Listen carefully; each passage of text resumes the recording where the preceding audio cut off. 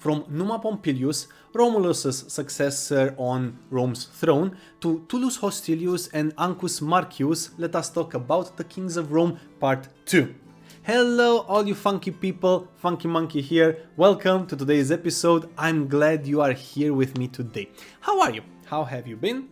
Another week has just passed and to be honest, I for one am really glad the weekend is here. Now, let's get to it.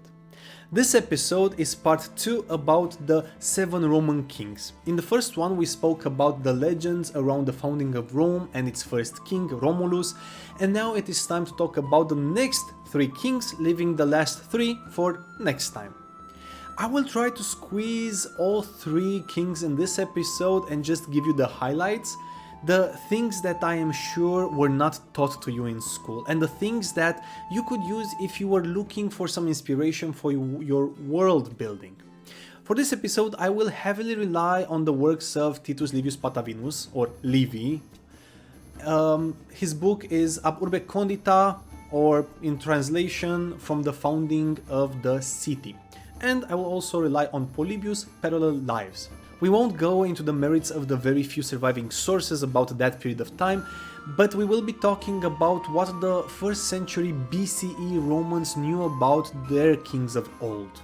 Livy boasted that his works rely on the state archives and inscriptions that peppered both Rome and the most important cities in the Italian peninsula, and on oral traditions. Polybius, on the other hand, most likely relies on Livy's work, but he also had access to the same sources Livy did, so although very similar, there are some slight differences. While we'll journey through the history of Roman monarchy, I will be building yet another miniature, or maybe 2, using the scraps I saved over time in my desk drawer. I need some weird automatons, robots of sorts, for my mega dungeon, and so I needed to actually make them. Not the best miniatures, but not the worst either by far. At least in my opinion. I hope I will hear from your perspective. How do you find them once you see them done? Especially since they were created out of scraps, so I'm impressed with myself. In the lore of my world, they were built by individuals who took on their old gods and actually won, so even if they perhaps look weird, they make sense in my world, so I'm very happy with the results. Now, before we jump in our story, let me tell you what my plans are and how I will be approaching the construction of 2, perhaps 2 miniatures. Let's go and see what I am planning. Like the last time I made a miniature from scratch, I broke out my black sketchbook, and unlike last time, I actually had my white pen on hand. For this mini I will use some cardboard tubes. They've been kept for years and years in my drawer. If you are wondering what they are, well, at one point I was a smoker and I used to roll my own cigarettes. These tubes are the cylinders on which the rolling paper was rolled around. I don't really know why I kept them for so long, as it's been years since I last had a cigarette, but I'm glad I did, as now I use these tubes for something productive. I also used XPS foam bricks that I cut out with my hot wire cutter to 1 cm by 2 cm dimensions. And I just squeezed their middle and rolled them with my fingers, getting this hourglass shape. The black strip of bamboo was from a table mat that I used to have until it started coming apart, so I kept the wood. I also have a paperclip, and the colorful cardboard discs are punch-outs from a board game that we have and really enjoy. They were to be discarded, but they are colorful discs, so the goblin inside me activated and kept them. The short chain is from a toy that Mango mangled over time, and I will be using hot glue to put everything together, and that's about it. As you can see, my drawing skills are amazing, and I am sketching these minis to the smallest details, so don't feel bad if yours don't come out looking like these. I'm a man of many talents, most of which are very well hidden. The minis will change ever so slightly as I'm building them, and there will be minuscule, noticeable differences from the sketched plan, but nothing major.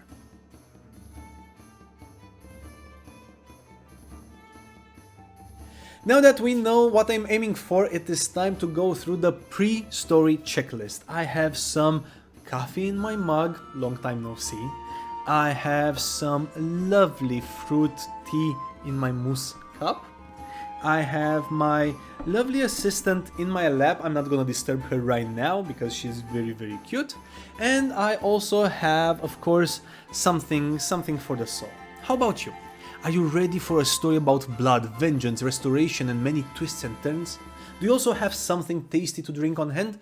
Perfect, then I think it's time for a story.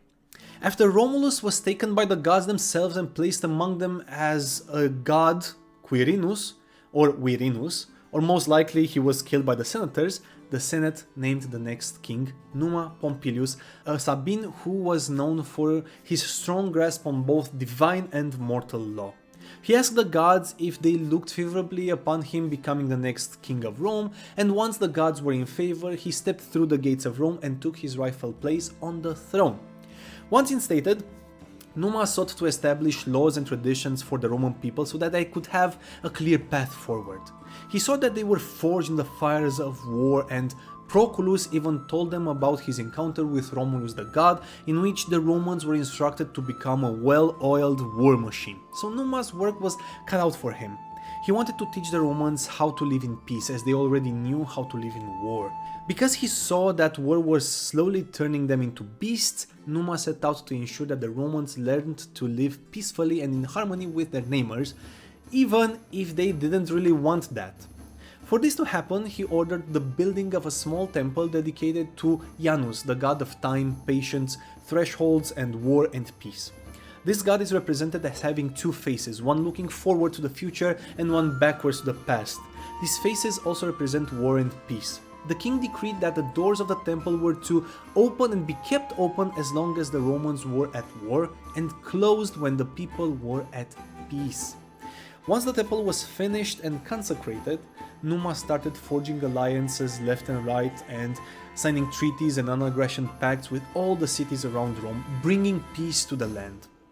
With this achievement and the temple doors closed, symbolizing peace and quiet, he started putting together a plan of holding people back from violence, holding them accountable for their actions, and keeping the discipline.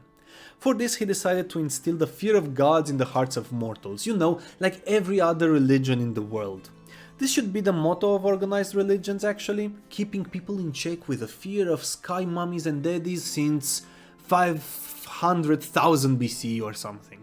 I know, I'm gonna coin it. If you don't believe me, I invite you to check out Livy, urbe condita, book 1, chapter 19. You will find a link to Perseus' project down in the description. But I will also read the quote here just in case you don't want to check it out for yourself.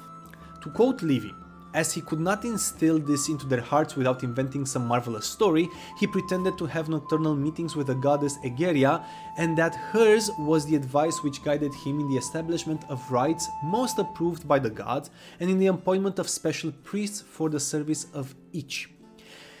I guess Livy actually exposed the silent part perpetrated by the clergy for millennia. I guess this makes for a good story, and in essence, this is what we are all here for, a good story.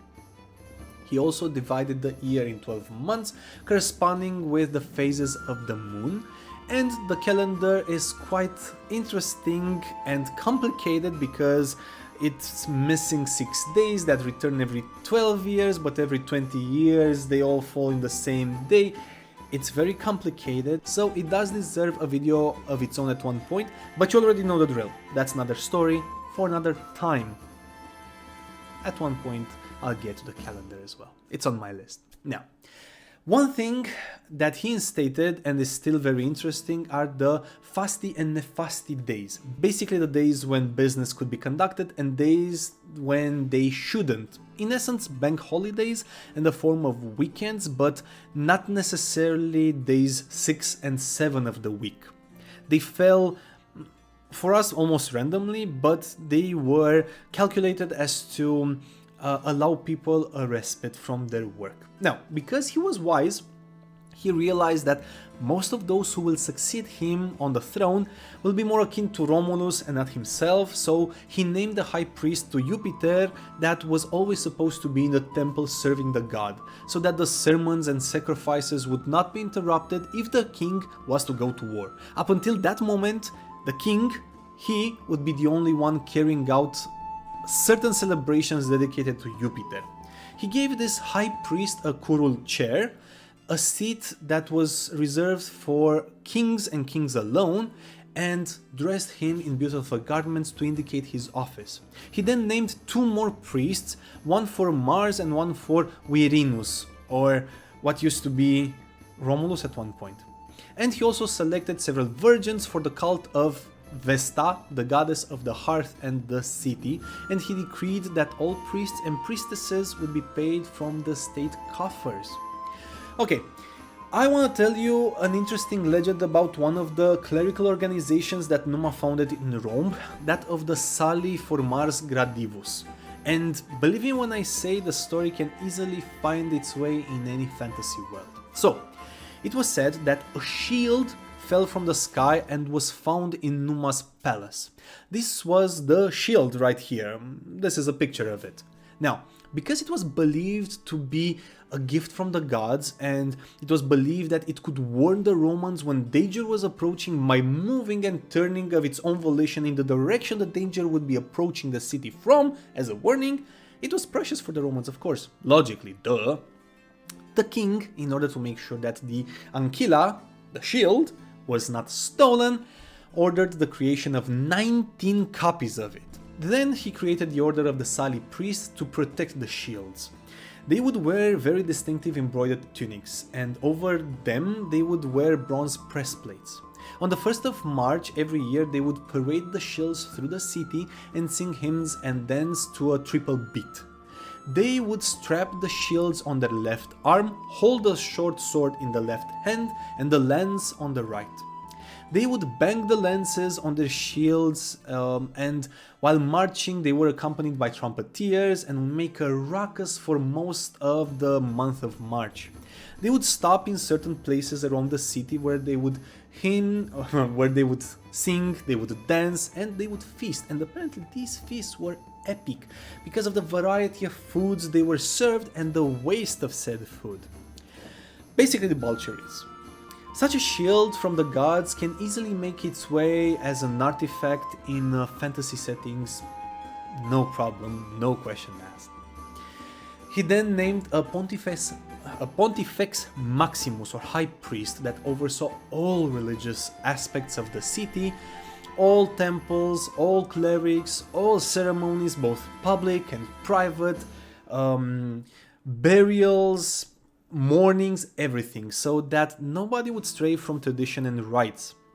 The king gave this cleric written instructions, including the days for ceremonies, the victims that were to be sacrificed, where to get the money for celebrations, etc. The only thing that was surprising for me was the inclusion of the victims on the list, as I know Romans were profoundly adverse to human sacrifices, as they considered it to be the lowest form of veneration for a god and believed that only the most savage of people would sacrifice humans. But perhaps it only refers to what animals to be sacrificed. Anyway, the cleric was also to interpret signs from the gods, of course. By the way, because of his constant counsel with Egeria, the people started believing that he was married to this minor goddess. After 43 years on the throne, a reign marked by peace and respect among his people, Numa died of natural causes, leaving behind a city stronger than ever. He was known as a lawmaker and as a peacekeeper. According to Livy, up until Livy's time, during the reign of Augustus, almost 700 years later, the temple's doors had been closed only 3 times. Once during Numa's reign, once during the consulship of Titus Manlius, and once after Augustus won at Actium against Cleopatra and Mark Antony. So, this kinda tells you what happens during the reign of the next kings of Rome. Now, let us take a short break. But before we go and check out the minis, hit that like button and show me that you found out something new today and found some inspiration. Hit that subscribe button and join this growing funky community, and make sure that the bell is on so you're notified when the next video comes out. And if you miss seeing my lovely assistants, Mango and Potato, by the way, Potato is still here, make sure you check out TW Creative - Cats, a channel with shorts that have nothing to do with history and everything to do with cat adventures. By the way, because I promised I would treat you to something nice by telling you the names of my cats, I'm gonna tell you Potato's first name, of many. Potato's first name is Crispy. Now for the meaning. I have a limited number of these metal bits to work with, so I am trying to make the best of them and make the mini look more menacing. I'm adding them in such a way that they actually offer support to the miniature, so I don't have to go back and cut the bottom part of the tube just to make the mini stand upright. Of course, the hot glue does not properly stick to the smooth cardboard surface that easily, but it's good enough. Also, do be careful if you are using hot glue and take into account two things. First, the glue is very hot, hence the name.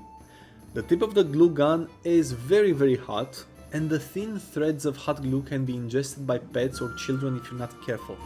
Well, I guess that makes three things to look out for. It takes 2 or 3 attempts before properly gluing the beads. I think it's about the consistency and the temperature of the glue that I have to take into account, but I don't know. Okay, with Numa Pompilius' death, the state defaulted to the interregnum, translated as in between kings, and the Senate held all the power for a while. The people were then asked to name a king, and they did so, and they named one that was completely opposite Numa, as if to make a point. After Romulus ordered and oversaw the kidnapping of the Sabine women during the Consularia celebration, war broke out between the Romans and their Sabine neighbors.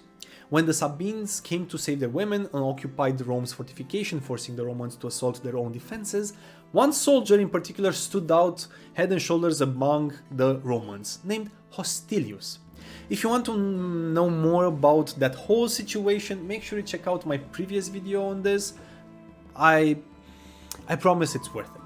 Anyway, Hostilius' grandson, Tullus Hostilius, was elected king by the people of Rome. He was so warlike that he overshadowed by far Romulus himself, and his youth, strength, and the renown of his grandfather only exacerbated this side of his character. He strongly believed that the Romans were growing idle, old, slow and lazy because of the peace they experienced, so he started seeking out war whenever he could and wherever he could find it. It so happened around that time that some of their neighbors, the Albans, were driving off the Roman cattle herds off their lands, as the Romans did with the Alban cattle herds. This wasn't such a big deal if you think about it, but it was enough to stir things up. Both the Romans and the Albans sent representatives to ask for restitution, for reparations. The Romans... Sorry, I know what Potato is doing. Oh, she's being cute. Awesome. So, both the Romans and the Albans sent the representatives, but the Romans managed to reach the Alban king before the Albans reached Tullus. The envoys asked for compensation, and the Alban king, Gaius Cluilius, refused their demands. This prompted the representatives to follow Tullus's orders and give an official declaration of war to come into effect after 30 days. On the other hand, at the same time, the Alban envoys were welcomed with festivities and celebration, slowing the procedures down, following the laws of hospitality, of course. While they were feasting, the Roman envoys had enough time to return and report the success of their mission, because you see, Tullus knew that what he asked for would be refused by the king, and thus he would have, in the eyes of the gods, a right to declare war, in absence of satisfaction, of course. He called the Alban envoy and told him of what transpired. At first, the Alban envoy didn't really understand and spent some time trying to apologize if he offended the king in any way, But then he realized what happened, and he did have to make some demands as he was ordered by his own king. He presented demands for restitution and reparation, demands that were not met, and thus he had to declare war. Tullus Hostilius told him that his people were the first to refuse reparation, and as such, the gods looked favorably upon the Romans as they were the ones wronged. Now, as a twist, the Albans were the inhabitants of Alba Longa, the settlement established by Ascanius, the great-great-great-great-great-great-great-grandfather of Romulus and Remus, son of Aeneas the Trojan, founder of Lavinium and of the Latins, the legendary founding father of the Roman people back in the mists of time. So, in essence, this war was between cousins, or better yet, it was between grandfathers and nephews.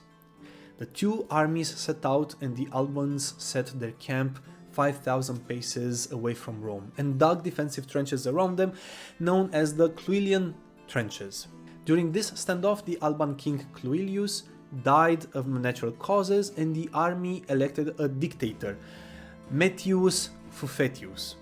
Dictators had a very different meaning and roles for the Romans, but that's another story for another time.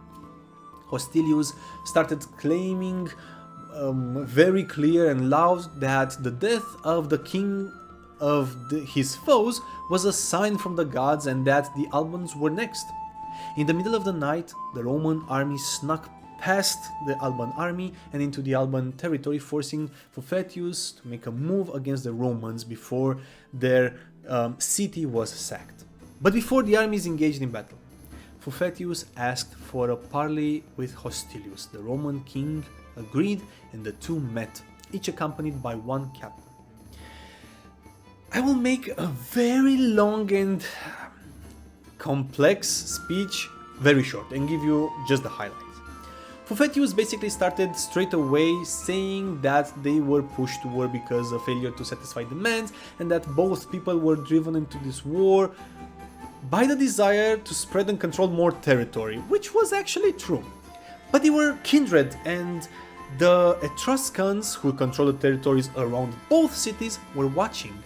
Once the Albans and the Romans were done, with an exhausted victor and a spent loser, the Etruscans would swoop in, kick both their asses, and enslave them all. He then appealed to Tullus's knowledge of the power and the threat that the Etruscans posed, as the Romans were closer to the borders of the Etruscans than the Albans. Fufetius asked if there wasn't a way through which they determined who was the victor without the shed of much blood and slaying so many people and playing in the hands of the Etruscans.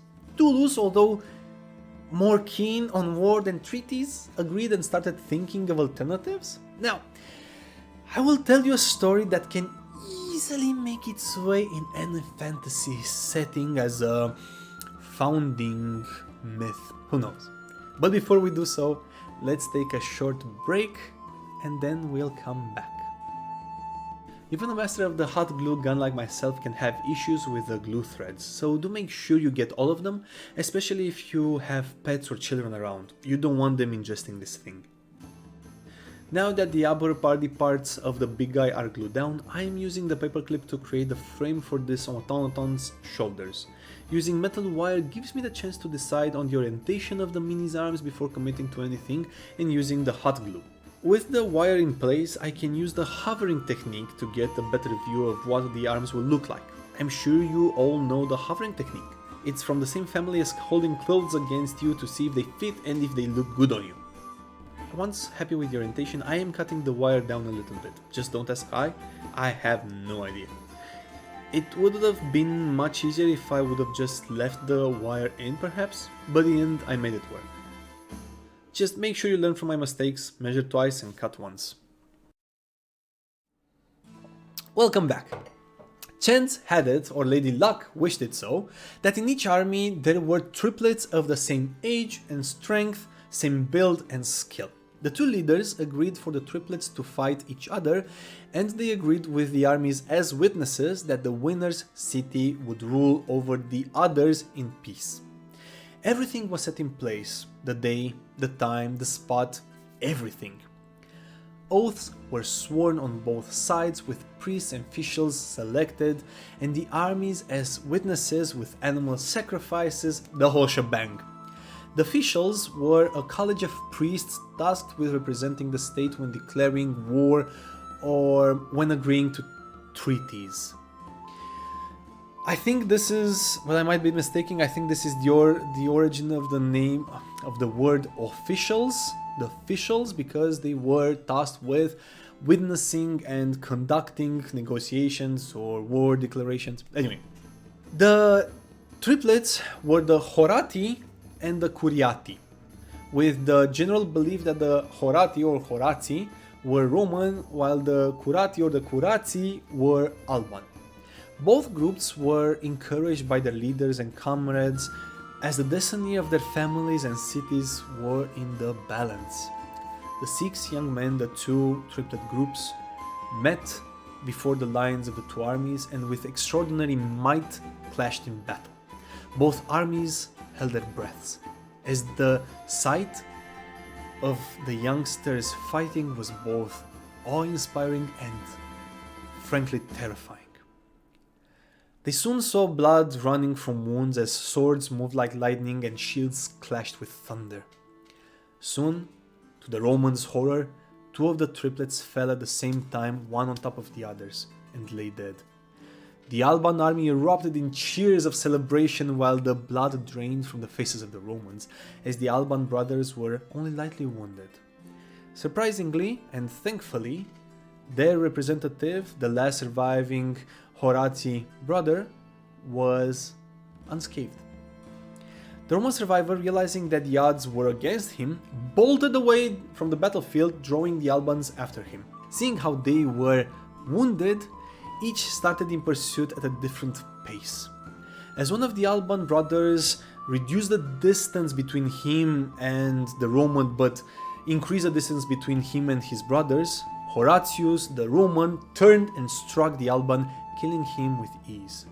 He then charged at the second brother and managed to slay him too, then engaged the last. The last Alban triplet, exhausted from his wounds and from running after the Roman and just seeing his 2 brothers slain with ease, was a defeated man. When the Roman engaged him, he could barely hold his shield up, tired and unwilling. So Horatio tripped him and over his foe declared, "2 victims I have given to the shades of my brothers, the third I will offer up to the cause of this war, that Roman may rule Alban." And with that, he plunged his sword in the throat of his foe, killing him then and there. He then took the armor and weapons of his foes and returned to the Roman battle lines. Fuffetius, defeated, approached Tullus and asked what his orders were now that he lorded over both people. Tullus ordered him to keep the army prepared, but to return to Alba Longa and resume normal life for now, awaiting his orders. Great care was given when burying the 5 fallen heroes, and according to Livy, the graves could still be seen to his days, the 2 Romans buried near Alba, while the 3 Albans buried closer to Rome, separate exactly on the spot they fell in. When Horatius returned to Rome in glory, his sister ran ahead of him and seeing the armor and cloak that she herself wove of one of the Curiati or Curiati brothers, her fiancé, she started wailing and pulling out her hair. Insulted by this display, Horatius pulled his sword from his scabbard and stabbed her there and then, saying that she should go after her beloved since she forgot her brothers and her country. The people were in shock at this action and he was supposed to hang for his murder, but by his father's intervention and that of the king, he was forgiven for his crime, more in light of his achievements rather than of his innocence.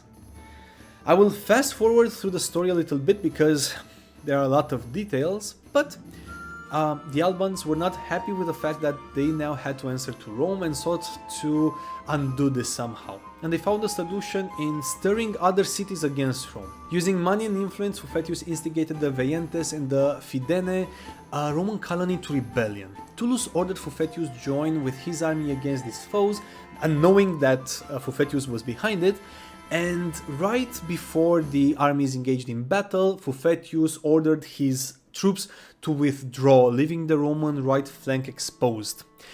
Tullus, realizing this, started giving orders loud enough for the enemy to hear, giving orders to the Albans, telling them to withdraw and circle around the enemy flank and catch them in a pincer movement. And then he started encouraging his soldiers, managing to instill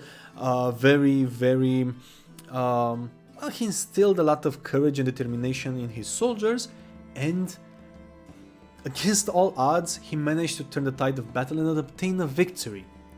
Of all the battles fought by the Romans up to that point, as mentioned by Livy, this was the bloodiest, and the Romans barely managed to win, mostly because Tullus managed to confuse the enemy and make them believe that the Albans were actually executing maneuver discussed beforehand.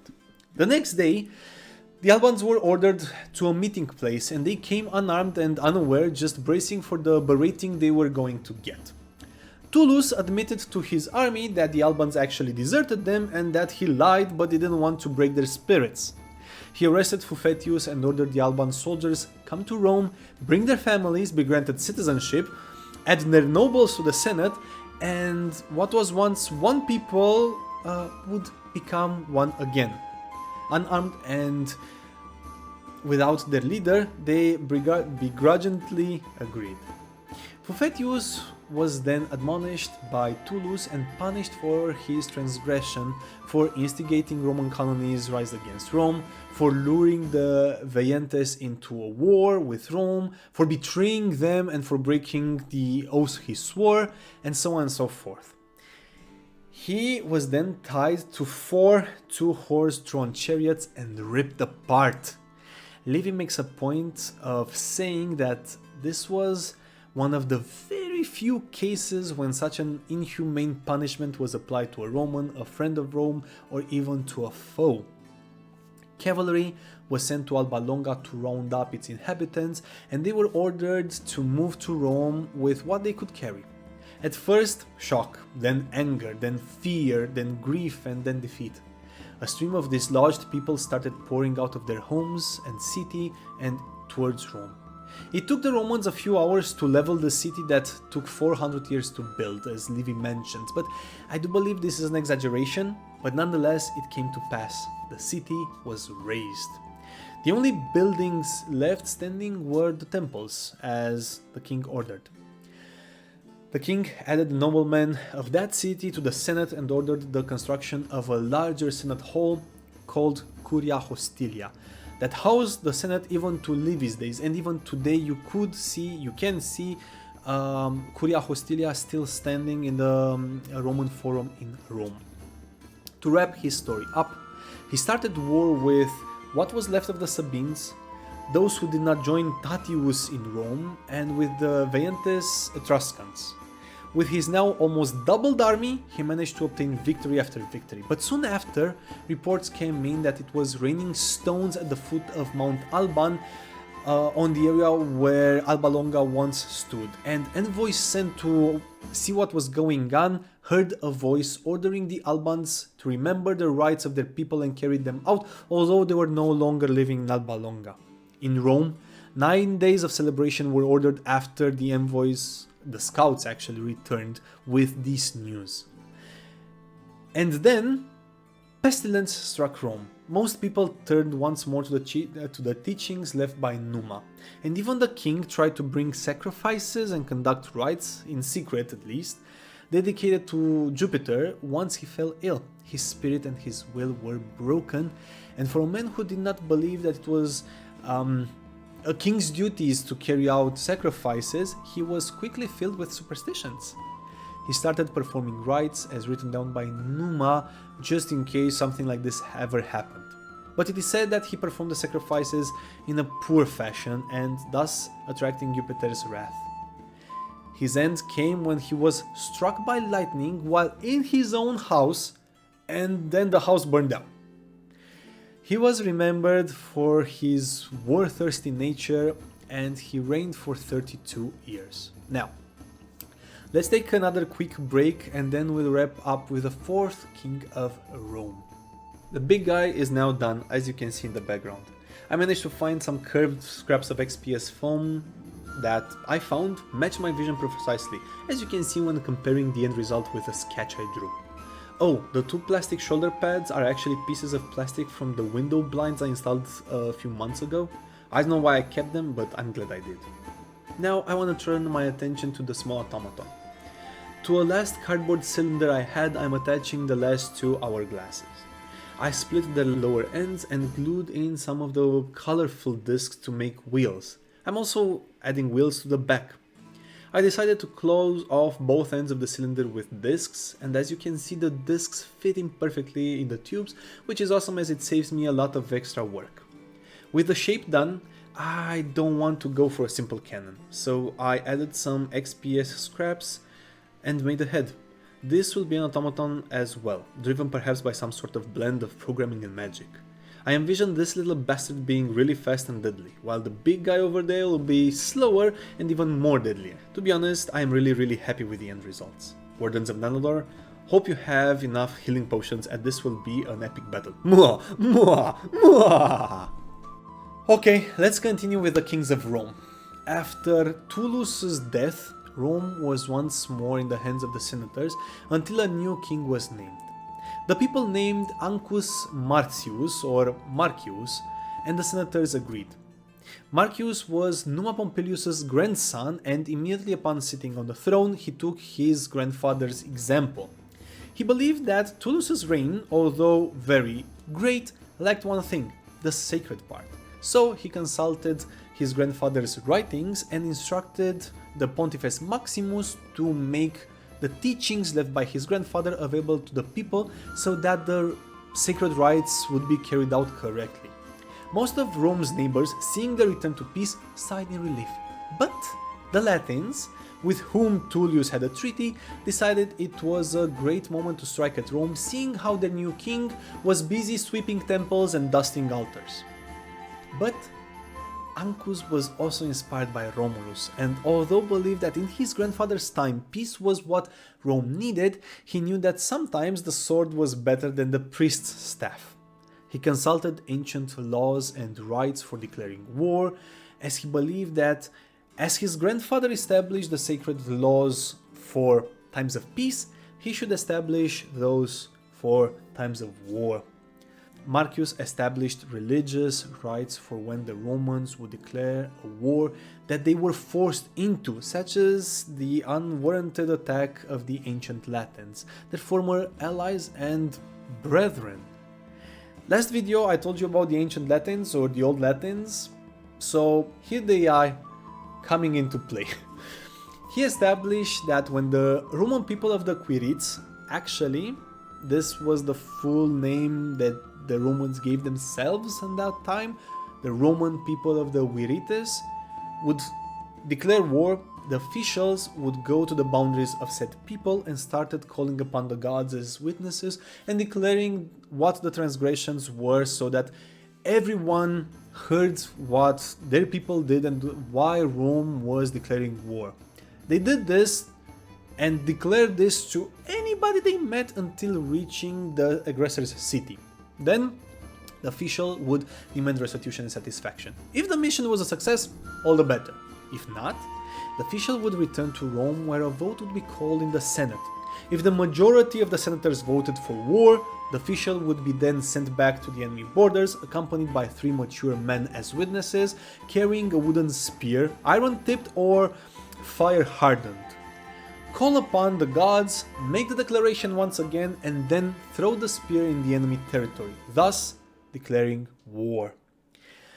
Long story short, he gathered his army and went against the ancient Latins and captured the city of Politorium, transferring its population to Rome, giving the new citizens the Aventine Hill. Then he took Talene. he took Talene and Ficana and added their population to that of Rome. He then razed Politorium as it was once again occupied by his enemies and took the battle to their capital, Medulia. After a long struggle, Ancus managed to capture the city, pillage it and move the population to Rome, settling the people in the area of the Altar of Murcia or Murcia, and Ianiculum was also added to the city to extend its perimeter and house many new people. The Palatine was the Romans' initial hill, the one that Romulus selected for his city. The capital hill and the citadel were inhabited by the Sabines, the Celian hill by the Albans, and now the Aventine by the Latins, alongside Murcia and Ianiculum. He also built the first bridge over the Tiber and the Virites Ditch, a series of defensive trenches that eased defending against enemies coming from the plains. Because now the population was greater and crime was on the rise, he ordered the building of the first prison in Rome above the Forum as a warning.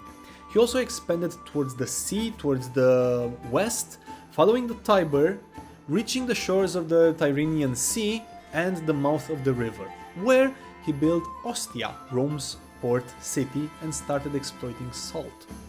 Ancus Marcius reigned for 24 years and was regarded as a great king who blended both Romulus and Numa Pompilius' ideals and approaches and greatly expanded Rome's population, strength, wealth, and territory.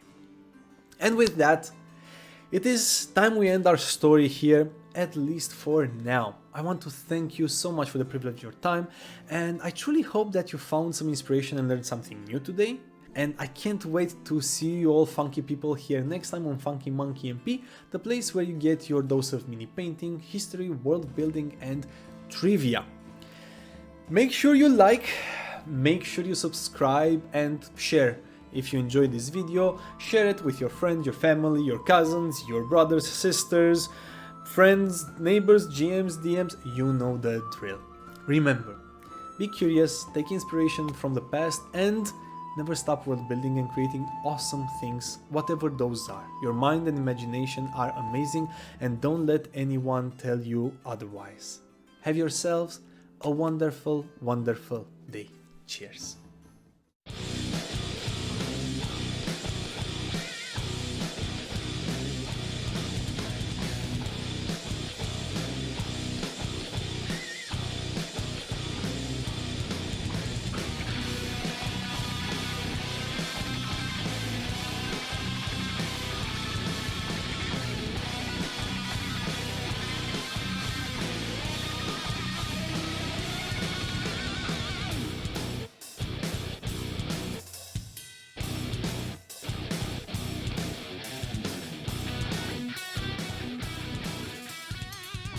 The goods looked the goods. During this standoff, the Alban